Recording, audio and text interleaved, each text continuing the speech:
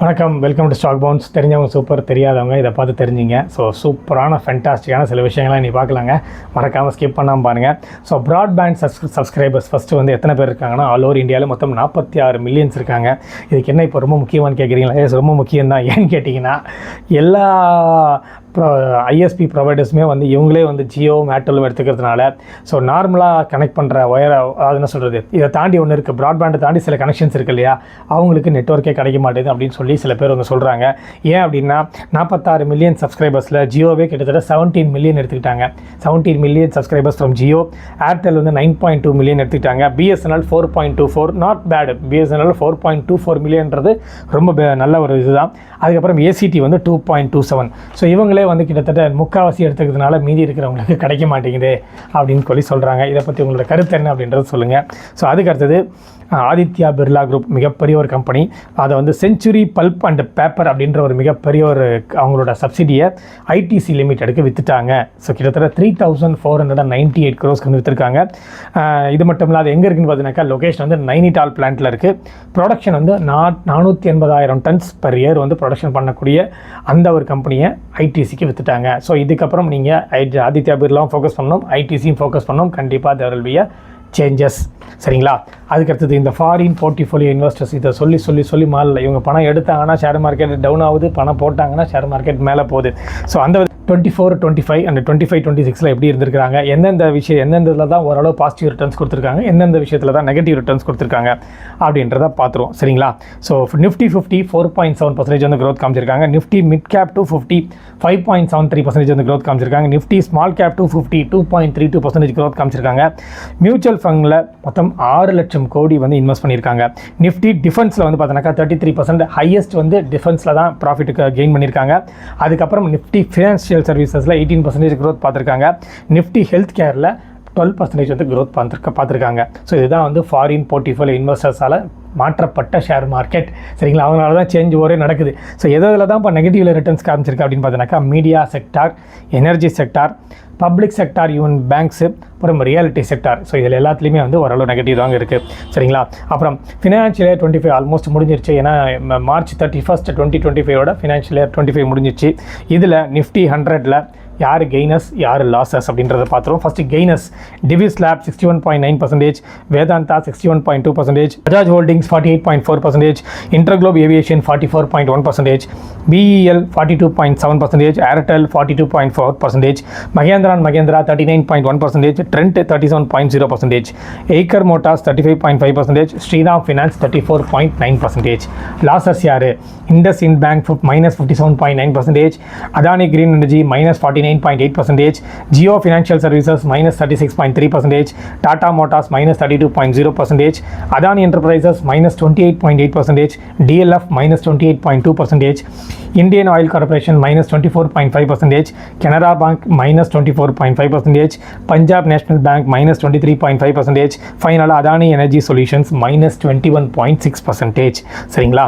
So நான் உங்களுக்கு last வீடியோவில் சொல்லியிருந்தேன் இல்லையா, individual state wise mutual fund and demat account, பர்டிகுலராக வந்து டிமேட் அக்கௌண்ட் வந்து லாஸ்ட் இயர் கம்பேர் பண்ணும்போது இந்த வருஷம் எத்தனை பேர் வெளியில் போயிருக்காங்க. ஏன்னா மார்க்கெட் கிட்டத்தட்ட ஒரு 8 மாதமாக ஒரு திணறடிச்சு அப்ஸ் அண்ட் டவுன்ஸ் போய் ஒரு கதிக்கிழங்கு வச்சிருச்சுன்னு சொல்லலாம். இதில் சில பேர் உண்மையிலே கொஞ்சம் பயந்துட்டாங்கன்னு தான் சொல்லலாம். ஸோ அந்த விதத்தில் எந்தெந்த மாநிலத்தில் அதிகமான மக்கள் இருந்திருக்கிறாங்க, எந்தெந்த மாநிலத்தில் அதிகமான மக்கள் வெளியே போயிட்டாங்கன்றதையும் பார்த்துடலாம். யூனிக் டிமேட் அக்கௌண்ட், சரிங்களா, இன் லேக்ஸில் நான் சொல்கிறேன். மார்ச் 2025 டோட்டலாக எல்லா ஸ்டேட்டும் பார்த்தீங்கன்னாக்கா 1127 லட்சம்.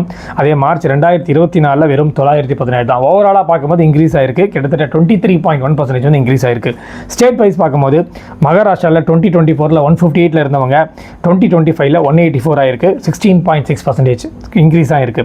யூபியில் 2024 99 lakhs இருந்தவங்க 2025 மார்ச்சில் 128 lakhs மாறி இருக்கு. கிட்டத்தட்ட 29.4% வந்து சேஞ்ச் ஓவர் காமிச்சிருக்காங்க. குஜராத்தில் மார்ச் 2024 82 lakhs இருந்தவங்க மார்ச் 2025 99 lakhs மாறி இருக்கு. கிட்டத்தட்ட 21.4% வந்து growth காமிச்சிருக்காங்க. வெஸ்ட் பெங்காலில் மார்ச் 2024 52 lakhs இருந்தவங்க 2025 66 lakhs மாறி இருக்கு. 27.1% வந்து growth காமிச்சிருக்காங்க. ராஜஸ்தான் உங்களுக்கு அதுக்கு தமிழ்நாடு முக்கியமாக சொல்கிறேன். தமிழ்நாடு வந்து மார்ச் 2024 50 lakhs, மார்ச் 2025 63 lakhs 24.1 வந்து சேஞ்ச் ஓவர் ஆயிருக்கு. Karnataka March 2024 51 lakhs, March 2025 55 lakhs 24.3%. மத்திய Pradesh March 2024 44 lakhs, March 2025 55 lakhs 24.3%. Andhra Pradesh March 2024 42 லட்சம், மார்ச் 2022 51 லட்சம், கிட்டத்தட்ட 22.3%. பீகாரில் மார்ச் 2024 38 lakhs, மார்ச் 2025 51 lakhs, கிட்டத்தட்ட 32.7% வந்து க்ரோத் காமிச்சிருக்காங்க. ஸோ எந்த ஒரு ஸ்டேட்டுமே என்னதான் அடி மார்க்கெட் டவுன் ஆகி கீழே விழுந்து புரண்டாலும் நாங்கள் எதுக்கும் சலிக்க மாட்டோம், நாங்கள் எங்கள் வேலையை பார்த்துட்டு போயிட்டே இருப்போம்னு சொல்லி அவங்க பாட்டு இன்க்ரீஸ் பண்ணிட்டு போயிட்டே தான் இருக்கிறாங்க. சரிங்களா? ஸோ அடுத்தது ஒரு சூப்பரான விஷயம் பார்க்க போகிறோம். நம்ம எப்படி நம்ம கண்ட்ரியில் நிஃப்டியோ அதே மாதிரி ஒவ்வொரு கண்ட்ரிலையும் ஒன்று இருக்குது. இப்போ யூஎஸில் எடுத்திங்கன்னா S&P 500, நாஸ்டாக் இருக்குது. அதே மாதிரி ஜப்பானில் எடுத்திங்கன்னா நிக்கின்னு சொல்லுவோம், ஹாங்காங்கில் எடுத்திங்கன்னா ஹேங்சென்னு சொல்லுவோம். இது மாதிரி ஒரு கண்ட்ரிக்கும் ஈக்விட்டி மார்க்கெட், டொமஸ்டிக்கல் மார்க்கெட் வந்து நிறைய இருக்குது. ஸோ அந்த விதத்தில் ஃபினான்ஷியல் இயர் ஃபினான்ஷியல் இயர் 2025 முடிஞ்சிருச்சு இல்லையா? மார்ச் 31 எந்தெந்த கண்ட்ரி எந்தெந்த ஈக்விட்டி மார்க்கெட் எவ்வளோ ரிட்டர்ன்ஸ் கொடுத்துருக்காங்க, பர்டிகுலராக நம்ம கண்ட்ரியில் நிஃப்டி எப்படி இருக்குது மற்ற கண்ட்ரியோட கம்பேர் பண்ண பார்த்துடலாம்.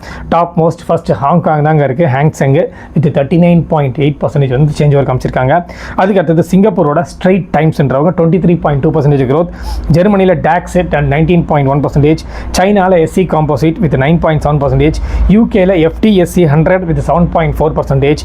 யூஎஸில் S&P 500 with 6.2%.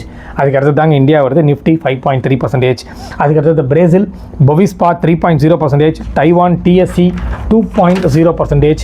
Malaysia KLCI -1.5%. France CAC 40 -5.4%. South Korea KOSPIன்னு சொல்கிறாங்க -9.7%. Philippines PSEJ -10.5%. லாஸ்ட் பொசிஷனில் நம்ம எதிர்பார்க்காத விஷயமா ஜப்பான் இருந்திருக்கு. பட் என்ன பண்ணுறது, நிக்கி 225 வித் -11.8%. நம்ம ஓரளவு அப்படி இப்படி இல்லாமல் ஒரு ஆவரேஜில் தான் போயிட்டுருக்கோம். ஸோ ஃபைனலாக முடியும் போது ஒரு சூப்பரான விஷயத்தை சொல்லிட்டு முடிச்சிடுறேன். அதாவது வந்து 2021 ஒரு ரிட்டையர்டு டீச்சர், கிட்டத்தட்ட வந்து 75 years ஓல்டுங்க, குர்கானில் இருக்கிறாரு. அவர் வந்து பார்த்தீங்கன்னாக்கா ஜென்ரலாக வந்து கிளாஸ்லாம் நடத்திட்டு நல்லபடியாக வந்து ரிட்டையர் ஆகி டீசெண்டாக வந்து லைஃப்பை வந்து கழிச்சிட்ருக்காரு.